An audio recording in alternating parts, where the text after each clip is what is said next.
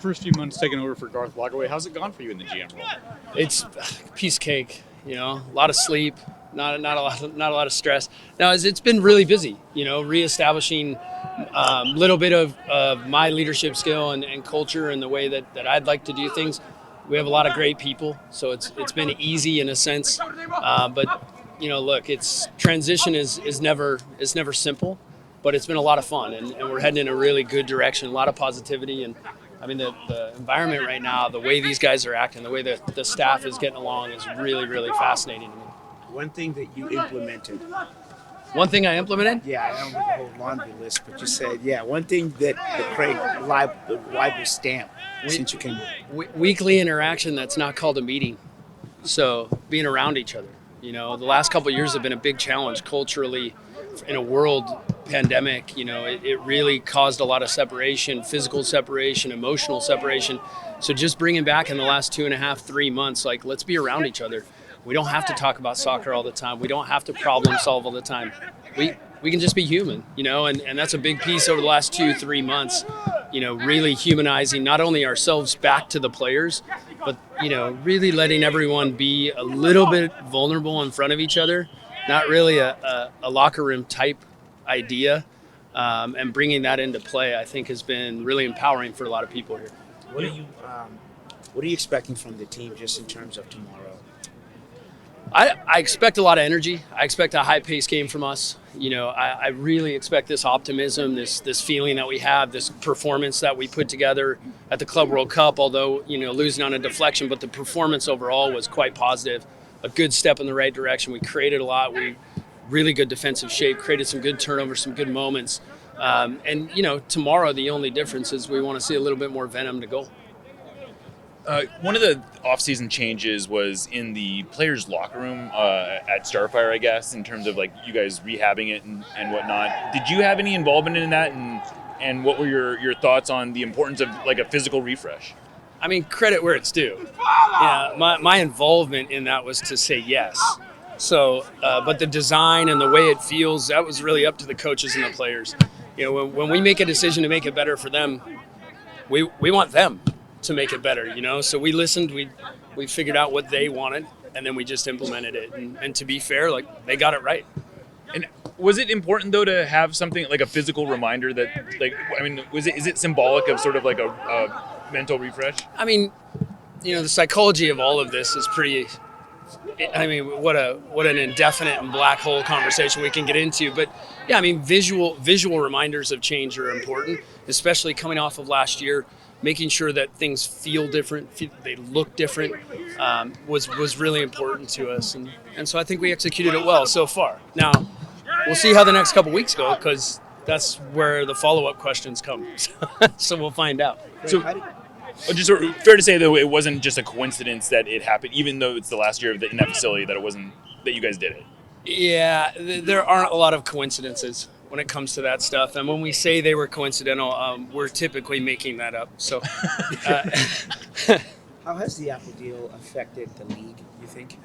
I don't know. We're gonna find out. I would say personally, I'm optimistic. I love the platform. I love the relationship. I love that it's a company where the brand is known worldwide, and I love that they have the courage to jump into something that so many others hadn't thought of yet.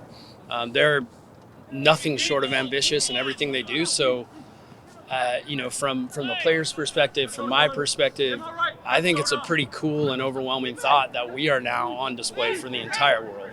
And that wasn't the case, 4 months ago. Does that provide an opportunity for one of the flag bearers of the league then? You guys are just in terms of... Yeah, I mean, we already considered ourselves a worldwide brand, especially being the first to go to the Club World Cup from our league. This does nothing but entertain a little bit more of that conversation, and I think it empowers us and it empowers our company to really take advantage of a newfound platform, a much broader platform, to make sure that everyone understands that this place is a fortress. We need to make it one. What are your thoughts on the new playoff format with the 3-game series in the first round? As long as we're a part of it, I like it. Going back to your comments about the first few months as general manager, the sporting director position that you were in, is that filled? Is that something that you want to get filled? Is that a spot? Yeah, we'll bring more people in. I mean, you know, in terms of titles, I don't know what anyone will be called, but going through kind of the strengths and weaknesses and the rebalancing of who we have and what we're good at, what we're weak at, whatever we are weakest at, that's the position that we'll fill. What we call it, I mean, who knows? We'll come up with some fun titles. Speaking of the league, though, I mean, you started with 29 teams this year. How's the player development looking and the strength of the overall league? Just not you guys, but where they had the conferences divided and playing more teams in your conference than the other conference. Yeah. How's the competition? Growth is fun. Growth is fun. I mean, I played in this league when there was 12 down to 10 teams. It was a little easier to win championships back then, numerically. But look, growth is awesome. It's challenging to maintain level of play, but it's also a lot of fun because more competition's good, I think. You know, look, we are more relevant than we've ever been. We are now spoken about around the world. We are now watched around the world, and this is just one more team that people are going to watch. We're not hiding from the fact that we're more popular than we've ever been. We're not hiding from the fact that we're improving the league. I don't think anyone is walking away from that challenge, and so it's a well accepted risk that we take annually to be relevant, to maintain relevance, and as a league, there's who else in the world is expanding? You know, we're trend setting right now. We're doing something no one else in the world is doing.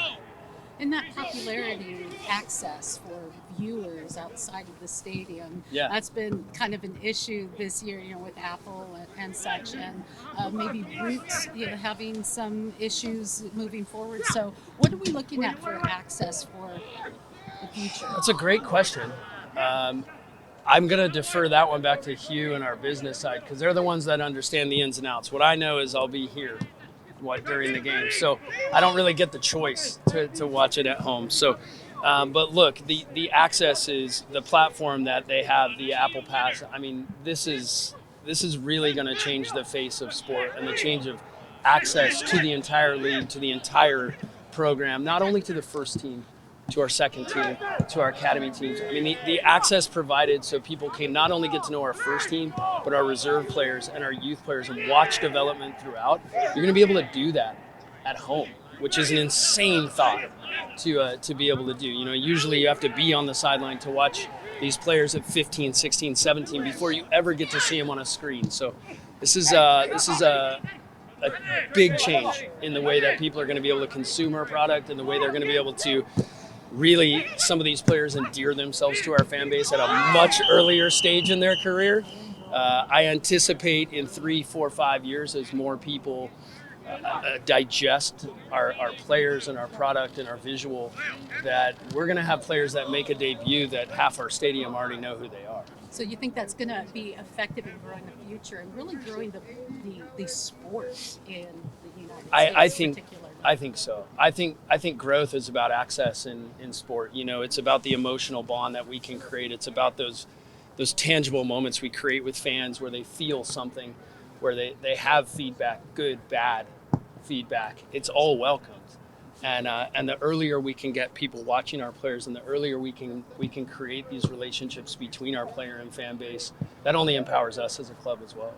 What are your expectations and thoughts for Wade's Tacoma team this year? I think we're going to be good.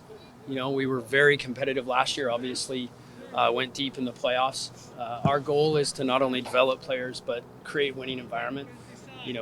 When we talk about the Defiance, we talk about creating players that know how to win, that know how to transition into this group and continue a winning mentality. Humility is a big part of that, and Wade and his staff are so good at creating a really daily, competitive, challenging environment. I anticipate being very competitive again, and I'd be lying if I said we want to win it. We want to create championships at every level for our group. What are the expectations for Leagues Cup? It's a new format. The league's gonna have a month break in the summer, but also, what's expectation as a club, and also how difficult is planning ahead of this year that's so different? Well, planning for something you've never done is exciting and impossible. So we have no idea what to expect. We don't know how many games it'll add. We don't know how competitive we can be in that because we're not there. But whenever you match MLS against Liga MX, you're going to get fireworks. And we aren't a club that tends to approach any competition without a bit of pride. So I anticipate some fireworks coming from us as well. We're so far away from it, but it is so close at the same time that, we've already had a few conversations. But in the first couple weeks of the season, we're trying to limit ourselves to focus in week to week right now. Given what's coming up, World Cup down the road, how important is that competition and the fireworks between the two leagues, the growth for this region? How important is that? I mean, look, exposure is what sports is, right? It's creating moments where people can connect to it, and I think this is another opportunity for fans to connect to a really high level of competition. I think the World Cup is the pinnacle of that competition and competitive standpoint from football and soccer. Is we're gonna create another atmosphere, another platform, another environment, another opportunity for more fans to connect, not only with what we are doing, but with what our neighbors to the south are doing. And we're all hosting the next World Cup together, so it's a pretty cool platform to introduce. How would you assess the developmental process of some of your young guys this year? Or, the progress that some of the young guys have made this year, and where are you planning on? Are most of them planning to go to Defiance, or is there still some outward loans that you might be doing? Most loans, because of the way our calendar works, our competitive calendar being on a calendar year versus a lot of the world being on the summer to summer calendar, most of the loans I would anticipate happening in the summer when teams are playing, because we want to put players in the right position if we're going to loan them to develop. To develop, they need to play, or they're already playing for us. So, the only thing I'll ask you guys to catch me on is calling developing players young players, because they're not always young. 16 is not the same as 20, not the same as 2022, but experience is what we're talking about, right? And so we're talking about developing professionals. And so regardless of age, we might loan some players out. You're going to see a lot of guys playing with Defiance. As long as we're healthy, this is a heck of a talented group behind me. And so it's a darn hard challenge to get some minutes. And for some of our developing guys, they're going to need some good fortune in front of them, some tired legs, in order to get those opportunities with the first team. So you're going to see them with Defiance, and when they perform there, they're going to get rewarded.